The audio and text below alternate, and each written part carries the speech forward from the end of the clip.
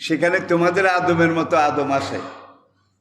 সেই সব আসমানে তোমাদের নূহের মতো নূহ আসে। সেই সব আকাশে তোমাদের নবীর মতো নবী আসে। তবে সেগুলো তোমাদের জানার, তোমাদের পর্যবেক্ষণের বাইরে, বাঁকা স্তরে স্তরে, তবকা তবকা। এটা বুঝেছেন তো? আমি এই আসমানটাকে 7 তালা করে সৃষ্টি করেছি। একটা হাদিসে নবীজি বলেছেন, তোমরা এখানে যেরকম আসো, এখানে জীবজন্তু, মানব দানব, ঘর সংসার আছে। তোমাদের এই আসমান, জমিন থেকে প্রথম আসমানের দূরত্ব যে দূর, আই রিপিট, জমিন থেকে প্রথম আসমানের দূরত্ব মানে প্রথম আসমানের প্রথম ছাদের নিচের পিঠ, এইটা দূরত্ব যে দূর। প্রথম আসমানটার পুরুত্ব তার চাইতে 70,000 গুণ বেশি। পুরুত্ব, দবজ পুরুত্ব। জমিন থেকে প্রথম আসমানের উপরের পিঠ, এটা দূরত্ব যে দূর। সেখান থেকে দ্বিতীয় আসমানের দূরত্ব তার চাইতে 70,000 গুণ বেশি। এইভাবে 7 আসমানের দূরত্ব মাপেন না। বিজ্ঞানীরা এটা স্বীকার করে যে এর পরে আবার স্বাদ আছে কিনা, সেখানে মাখলুক আছে কিনা, এটা তাদের কারো জানা নাই।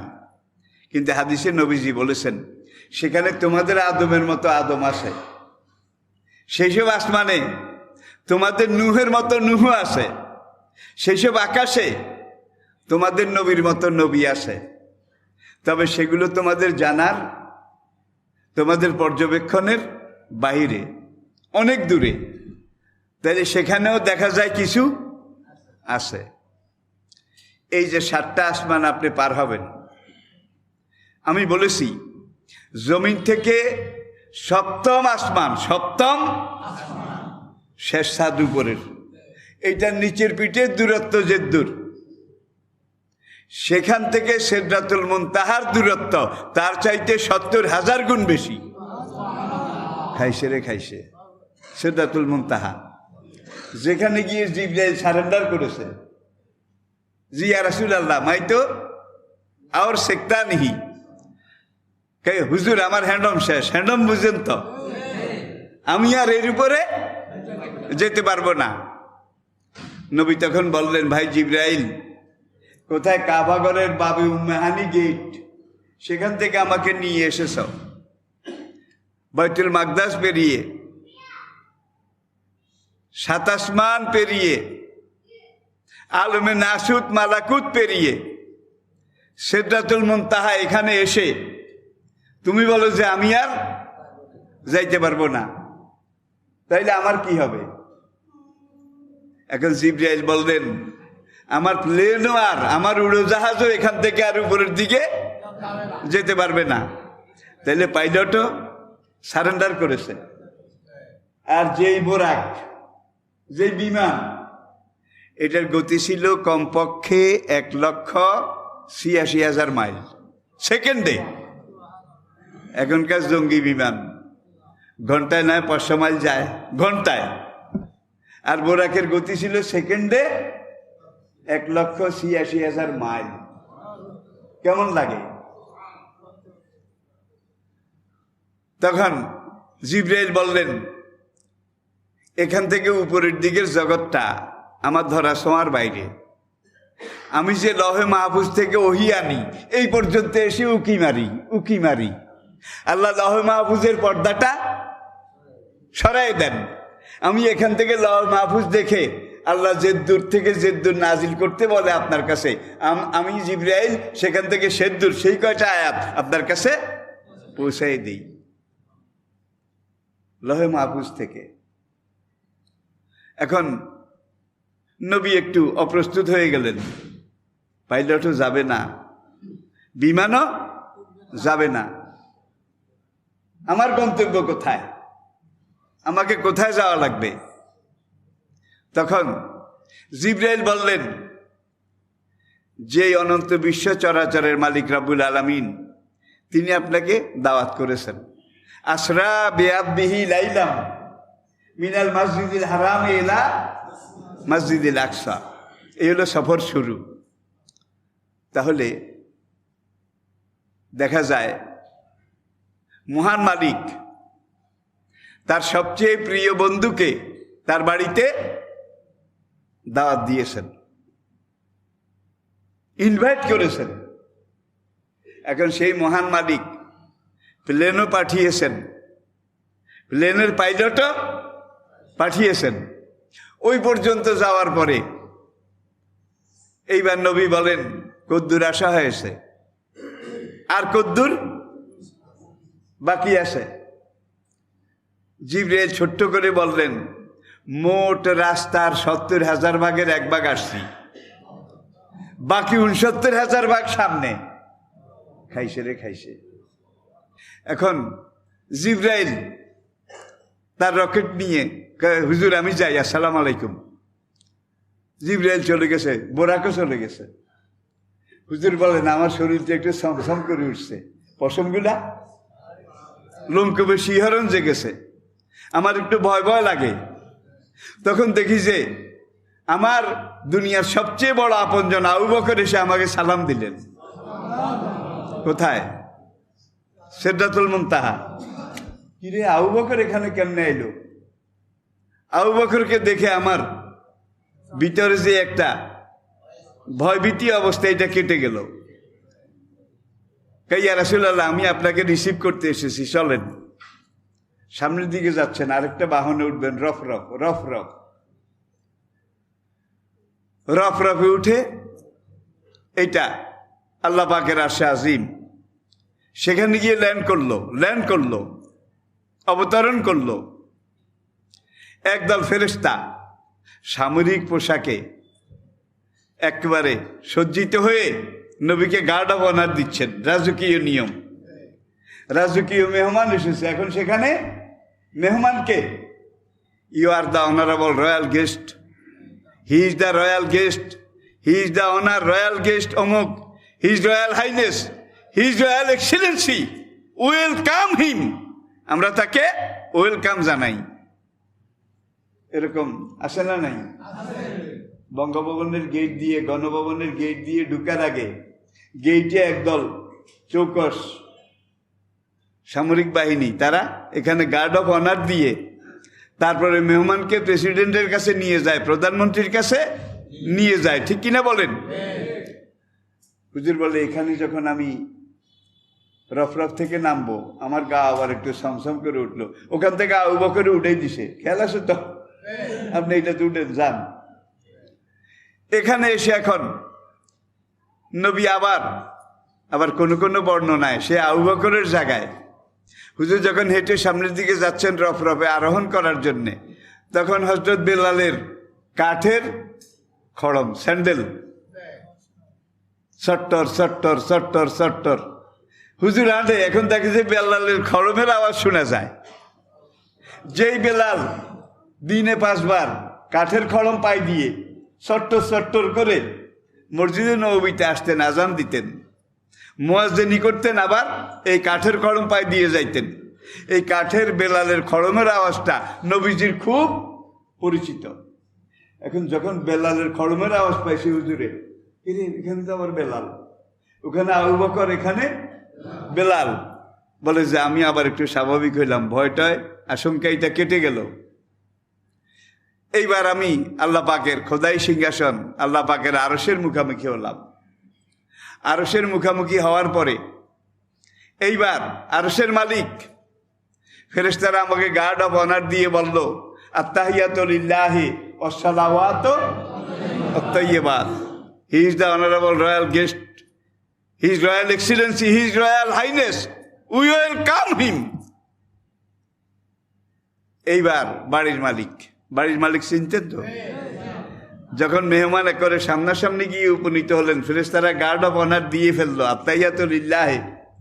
এইবার বাড়ির মালিক, ঘরের মালিক, যিনি মেহমানকে দাওয়াত করেছেন, বিমান পাঠিয়ে, রফরফ পাঠিয়ে তার রাজধানীর আরশে আজিমের এখানে এনেছেন। এখন আরশের মালিক বলেন, আসসালামু আলাইকা আইয়ুহান নবী, হে আমার প্রিয় নবী, আপনাকে আমি আল্লাহ সালাম দিচ্ছি, আপনার উপরে সালাম রহমত বরকত বর্ষিত হোক।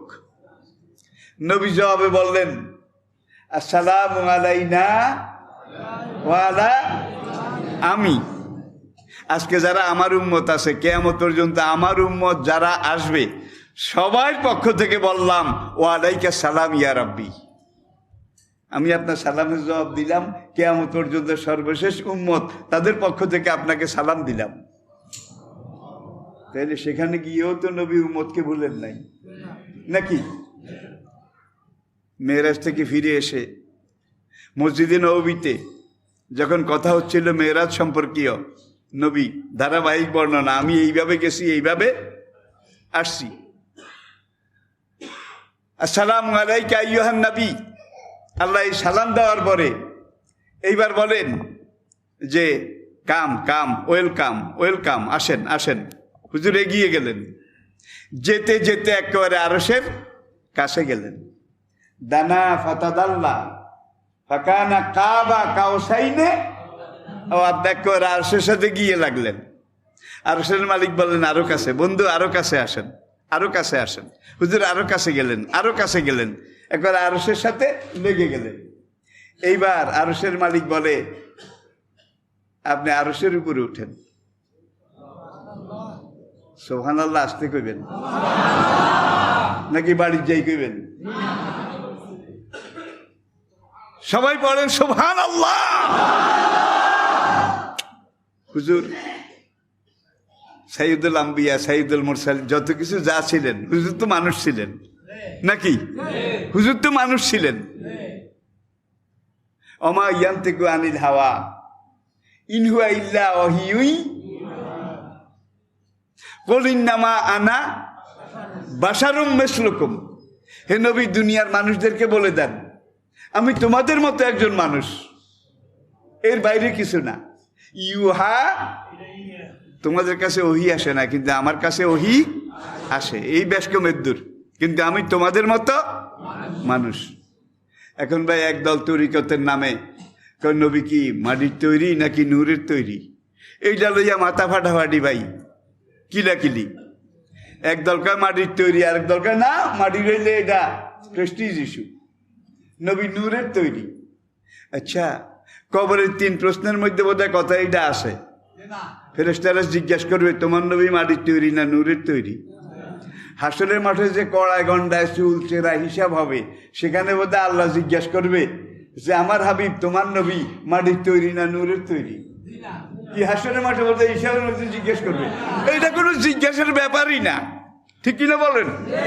শেফ চলে না দুধ রোজ, ফরজ ওয়াজিবের সাথে দেখা নাই। আবার আরেক দল নামাজ পড়ে না, শরীয়ত মানে না, গাজার কলকি টানে নাকি? কয় আমরা আসল মারেফত করি, আসল মারেফত। আমাদের মারেফতে জাহিরি কোনো নামাজ নাই, রুকু সেজদার নামাজ নাই। কয় কি আছে? কয় মনের নামাজ পড়ো রহমান, মনের নামাজ, মনের নামাজ। নবী নামাজ পড়েছেন রুকু সেজদা কি? সল্লু কামার আইতুমুনি উসাল্লি, আমি যেভাবে রুকু সেজদা দিয়ে নামাজ পড়ি তোমরা সেইভাবে নামাজ পড়ো। এখন এরা তরিকার এমন কামেল আকমাল পূর্ণাঙ্গ দরজায় উঠেছে, এখন এরা রুকু সেজদার খেতাও কিলা না। হুজুর কি আরে, হুজুরের প্রত্যেকটা নিঃশ্বাসে মেয়েরাজ হয়, প্রত্যেক নিঃশ্বাসে বলে হুজুরের মেয়েরাজ হয়। হুজুরের নিঃশ্বাস থেকে গাজার গন্ধ আসে, শুধু সারাদিন গাজার কলকি টানে, আসে না নাই? করে পীরে কামেল দস্তগীর শাইখুল ইসলাম, আফতাবে শরীয়ত, মাহতাবে তরিকত, হাজিয়ে জমান, অলিকুল শিরোমণি হজরত আল্লামা মাওলানা সাইয়্যিদানা মুর্শেদানা অমুক সেরাকালি বদনা, মুজাদ্দাদি, নকশেবন্দি, খাতাগাদ্দি। ভাই আগেও লেজ পরেও লেজ, কিন্তু বিশ্বের সেরা মানব, আল্লাহর পরে সৃষ্টির মধ্যে যিনি সবচেয়ে বড়, সৃষ্টির মধ্যে সবচেয়ে বড় কে? মুহাম্মদ রাসূল। তিনি রোমান সম্রাট পারস্য সম্রাটের কাছে চিঠি লিখতেছেন। আপনারা দেখেন হাদিস খুলে, মি মোহাম্মদের রাসূলুল্লাহ, আল্লাহ রাসূল মোহাম্মদের পক্ষ থেকে রোমের বাদশার কাছে এই চিঠি, আল্লাহ রাসূল মোহাম্মদের পক্ষ থেকে পারস্য সম্রাটের কাছে এই চিঠি। সেখানে হজরত মাওলানা মুর্শিদানা সাইয়েদানা অলিকুল শিরোমণি এই হলনা তলনা আরো কত কিছু আছে নাকি? মুলার সাইটে বিসি বড় হয়ে গেছে, ঠিক কিনা বলেন? তো কথাটা আমি এই জন্য বলছি, আরশের মালিক এবার বললেন আপনি আরশের উপরে উঠেন। হুজুর বললেন আমি আরেকটু অপ্রস্তুত হয়ে গেলাম, সত্য হলো তো আমি মানুষ, আমি মাখলুক, আর এটা খালেকের সিংহাসন। অসিয়া কুরসিয়ুহু সামাওয়াতে আর রহমান আল্লাহ আরশিস, রহমান আরশের উপরে উপবিষ্ট। এইবার রহমান দ্বিতীয়বার বললেন কাম কাম। হুজুর আরো কাছে গেলেন, আরো কাছে, আরো কাছে গেলেন। আরশের মালিক এবার বললেন আপনি আরশের উপরে উঠেন। আল্লাহু আকবার, আপনি আমার আরশের উপরে উঠেন। হুজুর বললেন আসি তো, কেন ডাকছেন, কি বলবেন, কি হুকুম করবেন করেন, আসি তো। আরশের মালিক বললেন আপনি আরশের উপরে যদি না উঠেন তাহলে আপনার মেরাজ হবে না, যেই জন্য আপনাকে এনেছি সেই উদ্দেশ্য পুরো হবে না। হুজুর বললেন লেমাজা, হোয়াই নট, হোয়াই, কেন হবে না? আমার রবুবিয়ত, আমার খোদাইর এলাকা যে দূর, আপনার নবুয়তের এলাকাও দূর। আমি এক কথায় বলে দিলাম, আমি খোদাইর এলাকা যে দূর, আপনি নবীর নবুয়তের এলাকাও এর দূর। এখন যেখানে বসি আমি আমার খোদাই চালাই, এখানে যদি না উঠেন তাহলে আপনার নবুয়তের এলাকা আপনাকে পর্যবেক্ষণ করানো যাবে না, পুরো এলাকা আপনাকে দেখানো যাবে না, পুরোপুরি আপনাকে বুঝানো যাবে না। সুতরাং আপনি আরশের উপরে উঠেন। ইব্রাহিম নবীর মেরাজ হয়েছিল অগ্নিকুণ্ডে, কি নমরুদের অগ্নিকুণ্ডে। মুসা নবীর মেরাজ হয়েছিল কোহে তুরে। ইউনুস নবীর মেরাজ হয়েছিল মাছের পেটে। এগুলো আপনারা জানেন তো। কিন্তু আমাদের নবীর মেরাজ হয়েছে কোথায়? আমাদেরকে সৃষ্টি করেছেন যিনি, তার পরিচয় রব্বুল আলামিন।